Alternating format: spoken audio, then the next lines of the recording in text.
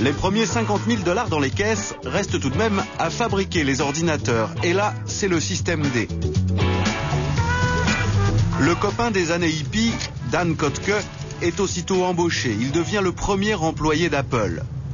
29 ans plus tard, il nous amène sur son premier lieu de travail.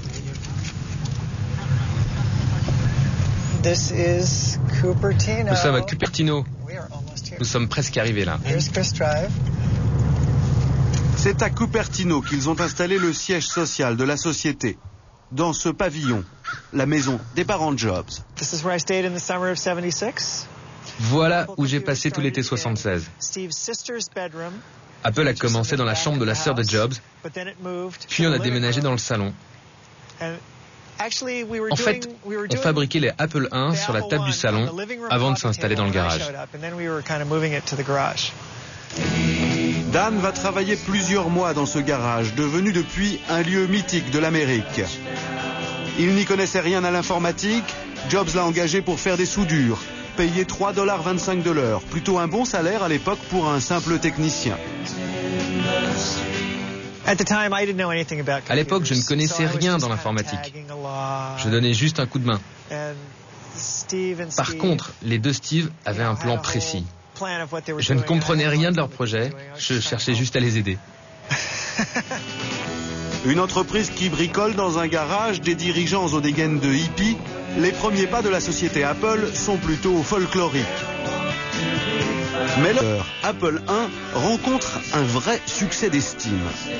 En quelques mois, il s'en vend plus de 200 exemplaires. Pas si mal pour un appareil accessible alors aux seuls mordus d'informatique.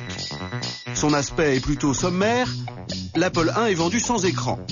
Ses utilisateurs doivent se débrouiller tout seuls pour se raccorder à une télé et pour réussir à le faire marcher, de vraies compétences d'informaticiens et de bricoleurs s'avèrent indispensables. On ne peut pas dire que l'Apple I était totalement un ordinateur personnel, car il fallait s'y connaître en informatique pour l'acheter. Il fallait savoir connecter des fils selon des plans, savoir le connecter à un écran ou à votre propre téléviseur, et savoir raccorder le tout à une alimentation électrique. Bref, il fallait être pas mal calé en informatique pour pouvoir le faire fonctionner. Steve Jobs comprend vite que cette clientèle d'accros est bien trop limitée. Son ambition, vendre des micro-ordinateurs au grand public. Alors il va demander à Wozniak de perfectionner sa première invention pour la rendre accessible au plus grand nombre. L'inventeur se met aussitôt au travail et quelques semaines plus tard, il rend sa copie. Voici son projet, Apple II. Dans ce cahier, j'ai écrit tous les codes du programme qui faisait fonctionner l'Apple II. Toutes ces notes sans une seule erreur. Vous deviez être fier. Je ne sais pas comment j'ai fait, mais oui, je suis fier. Très fier. La technologie est donc de Wozniak, mais cette fois-ci, tout le reste est sorti de l'imagination de Steve Jobs. D'abord, le design. Avec l'Apple II, fini l'aspect bricolé. Celui-ci est assemblé dans une coque en plastique, livré avec un écran et un lecteur de disquette. Jobs vient de transformer une obscure machine en objet de consommation de masse. L'Apple II était révolutionnaire parce que c'était le premier ordinateur vraiment complet. Il y avait juste à le sortir de sa boîte et c'était prêt à démarrer. C'est déjà un vrai produit de consommation. Reste à convaincre les familles américaines de laisser rentrer chez elles ces nouvelles machines. Et pour ça, Steve Jobs a une recette, la pub. Voici sa première campagne, parue dans tous les grands magazines. L'Apple II est mise en scène au cœur de la vie domestique. De chez lui, monsieur peut consulter ses actions en bourse. En cette fin des années 70, c'est encore de la science-fiction. Mais la vision de Jobs est prémonitoire, 20 ans avant l'ère Internet. Andy Hertzfeld est alors un jeune ingénieur recruté pour travailler sur l'Apple II. Il se souvient comment, dès sa mise en vente, cette nouvelle machine a très rapidement quitté l'anonymat. À l'époque, le fait de vendre 1000 ordinateurs par mois, c'était énorme. Apple était vraiment ravi de vendre autant d'ordinateurs dès la première année.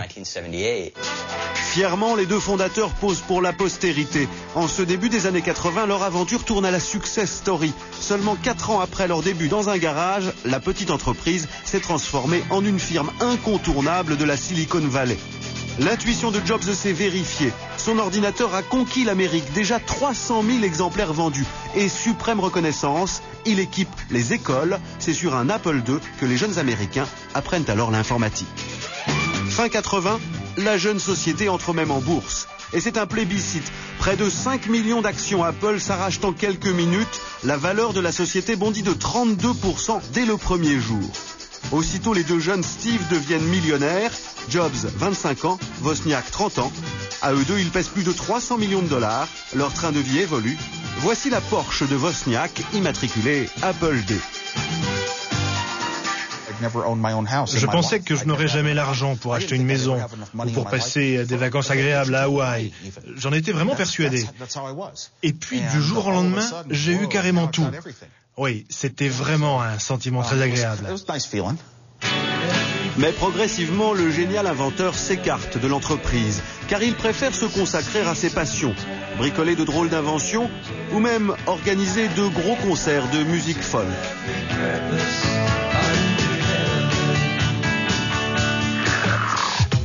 Pour Steve Jobs, en revanche, l'aventure ne fait que commencer. Le jeune patron de cette première start-up de l'histoire devient le chouchou des médias. Icône d'une nouvelle génération, il fait la une des plus grands magazines, présenté en gourou de la Silicon Valley. Et il fascine jusque de l'autre côté de l'Atlantique. Voici comment la télé française le présente au début des années 80. L'exemple à suivre, le but à atteindre ici, c'est l'employé qui devient millionnaire en créant sa propre entreprise. C'est justement le cas de Steve Jobs, inventeur des micro-ordinateurs Apple. Il fait la une de Time Magazine à l'âge de 27 ans. Il pèse déjà des centaines de milliers de dollars et il devient un vrai héros de notre culture contemporaine. Steve Jobs, qui déjà ne brillait pas par sa modestie, va devenir complètement mégalo. Ce qu'il souhaite maintenant, c'est devenir le leader incontesté du monde informatique. Une ambition pour le moins présomptueuse. Nous sommes en 1981, IBM domine encore le secteur. C'est même à l'époque la plus grosse multinationale de la planète. Avec plus de 350 000 employés, elle fabrique alors la plupart des gros systèmes informatiques. Et cette année-là, ce géant de l'informatique décide de s'attaquer à son tour au marché des micro-ordinateurs en lançant l'IBM PC, largement inspiré de l'Apple II. L'arrivée de ce puissant concurrent a de quoi inquiéter la marque à la pomme. Andy Hertzfeld se souvient pourtant que l'IBM PC n'a pas vraiment inquiété Jobs et ses équipes. L'ambiance au siège tournait même à l'arrogance. On s'est précipité pour l'acheter, et puis on l'a démonté. Et on était morts de rire à quel point c'était nul. Au départ, les gens d'Apple, quand ils ont découvert le PC, ils ont trouvé que c'était de la merde. Il ne permettait de rien faire d'intéressant, son graphisme était moins bien, il n'avait pas de bon logiciel. En fait, pour eux, c'était vraiment qu'une grosse boîte très moche. Steve Jobs a beau mépriser le PC, celui-ci se vend bien. Rapidement, il grignote même des parts de marché à l'Apple II. Une réussite qui tient alors en 3 lettres. Mais cette boîte pas très belle avait les lettres IBM écrites dessus. Et pour beaucoup de monde à l'époque, IBM c'était la valeur sûre. Et ils voulaient tous acheter du IBM à tout prix, quelle que soit la qualité de la concurrence. Touché dans son orgueil, Steve Jobs va réagir. Convaincu de sa supériorité, il veut écraser IBM. Cela devient alors son obsession.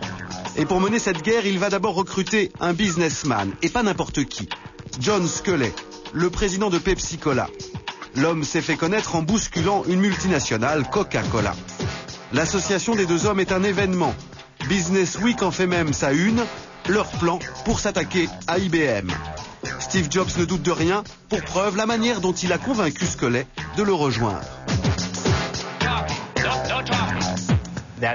Jobs a une phrase célèbre pour convaincre Sculley de le rejoindre à Apple. Il lui a demandé « Vous comptez vendre toute votre vie de l'eau sucrée ou vous voulez changer le monde avec moi ?» Steve Jobs peut, maintenant que Sculley a pris les commandes, se consacrer entièrement à la réalisation du projet de sa vie. Un ordinateur si avant-gardiste qu'il doit surpasser définitivement le concurrent IBM. Son nom, le Macintosh. Pour le concevoir, il exige un dévouement total de la part de ses équipes. Les ingénieurs d'Apple doivent se plier à tous les sacrifices.